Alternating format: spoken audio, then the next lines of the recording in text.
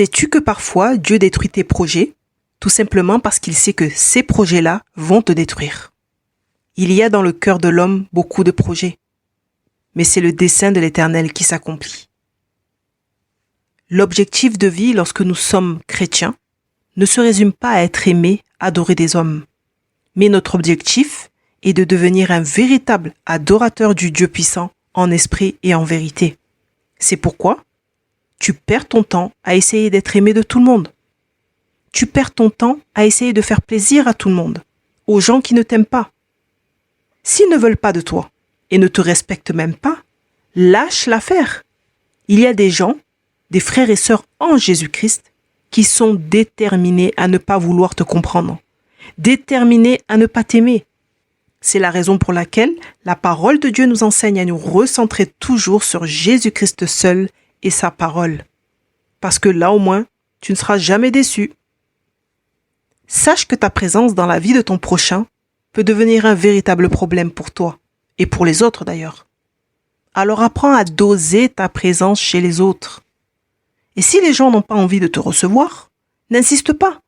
Ça s'appelle du savoir-vivre. Mets rarement le pied dans la maison de ton prochain, de peur qu'il ne soit rassasié de toi et qu'il ne te haïsse. N'essaye surtout pas de rattraper de force les personnes qui sont parties de ta vie.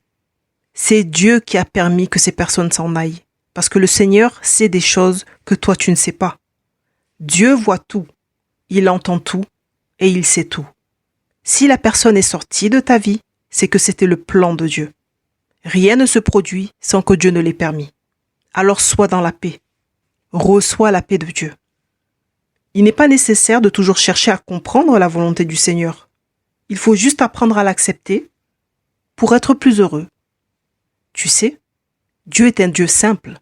C'est nous qui sommes compliqués. C'est l'être humain qui est dur.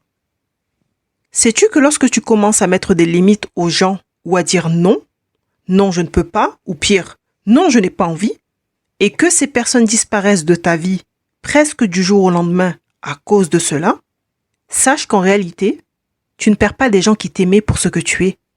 Tu perds des gens qui t'aimaient pour ce que tu faisais pour eux. C'est pourquoi la Bible nous enseigne à tout faire pour le Seigneur, afin de limiter les blessures intérieures, parce que l'homme peut être ingrat et très égoïste. Allez, médite là-dessus. Que Dieu te bénisse abondamment.